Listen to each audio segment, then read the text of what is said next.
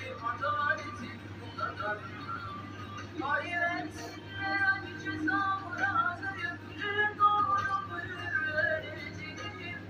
Ya efendisi olacağım, kendi hayatımı ya bu yerden gideceğim.